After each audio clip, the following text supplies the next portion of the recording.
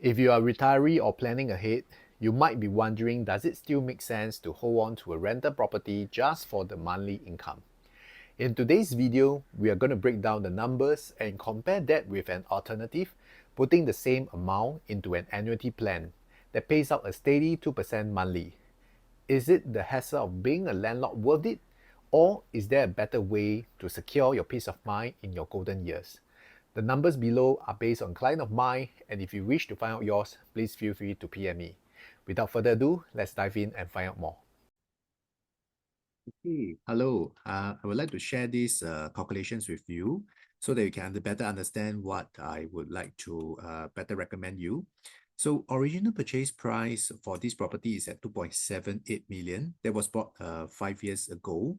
So right now this property has already fully paid, so there's no more mortgage interest cost. Right now the interest rate is about 2.45%. So for your case, there's no more interest annually that you have to pay.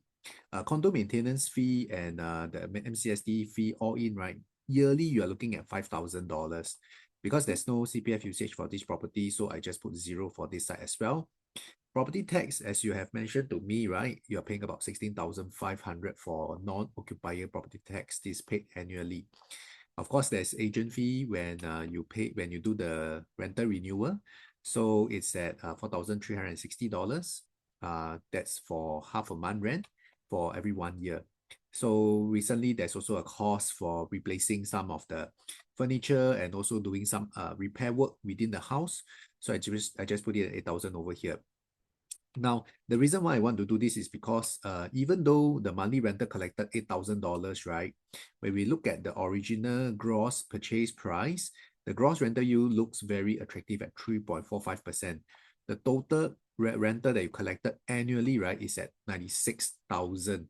However, if you minus out all the costs involved, that means the holding costs, the expenses while you are holding on to this property, right? The net rental that you are collecting is at $62,140, which the net rental yield falls to 2.24%. Now, the current market rate is already at 3.1 million. So this current market value, right, is to assume that if let's say today a buyer were to buy over your unit, right, and take over your rental at $8,000, their gross rental yield is at 3.1%, which is still very good. However, if we use the net rental yield, right, to calculate minus all the holding costs, the net rental yield is at 2%, right? And of course, today, if let's say you were to liquidate this property minus off outstanding loan, legal fee, agent fee, the funds that you have from this property is at 3.03 million thereabout, right? So the reason why I put out these figures is because if let's say today you have a financial instruments that pay you based on your current equity, right? More than 2.05%, does it make sense to switch? And we also kind of agree that this current property, there is very limited future potential upside. So we have to understand that if let's say this property still have price growth or price potential, then it's still worthwhile to keep. However, because you mentioned that the property tax also increase, the rental is also a bit uncertain, so you're exploring whether does it make sense to liquidate or let go this property, right? So is it still worthwhile to hold on to this property purely for rental? And based on your current age, does it make sense to put into CPF or other instruments? And is there any other better opportunities after sale? So of course, if you were to want to buy into another property, then definitely we have to find something that perform better than this one.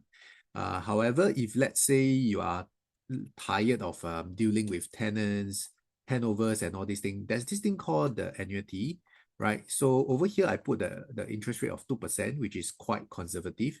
And based on the cash proceed that you are able to get out from this property, right?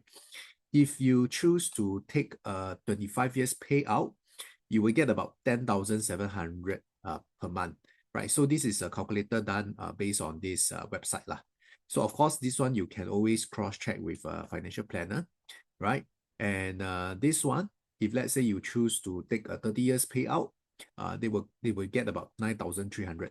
So I run through review the pros and cons. Of course, if let's say you were to sell off the existing property and put it into something like an annuity, the plus point is that you do not have to worry about rental anymore because this is somewhat guaranteed.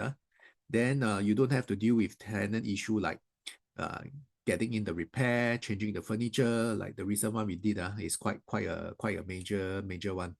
And of course, there will be no more holding costs such as property tax, maintenance fee, agent renewal fee dealing with the renter. And this income stated over here, right, is somewhat guaranteed lah. Of course, if let's say there's any financial planner helping you to advise, right, you can always cross-check with them. And the purpose of doing this, right, your estate planning is more straightforward. Maybe I brief a little bit more. Like right now, you're holding this property, right? I understand that you don't have any children. When you pass on, I mean, you go to heaven, then your existing property will go to your spouse. Then if let's say you were to want to leave something for your next of kin, your nieces or nephews, then you may have to write out a will. But of course, if let's say this funds is in a liquid asset, right, it's much more straightforward. If let's say it is in property, then you will have to incur more costs to get someone to deal with the selling of the existing property, and there will be more time consuming when dealing with liquidating a property, right? Of course, the not so good side about this plan, right, or switching over to annuity, right, is that you will no longer enjoy any further potential capital upside from your property. And of course, you will miss out the opportunity for this property, right? So this is just what I want to share, because right now, based on what you have, based on what you receive every year, um, based on your current age, I was thinking maybe this could be something more suitable that you want to explore since you have been mentioning about exploring more options. So I hope this video helps, and that's all for now. Cheers.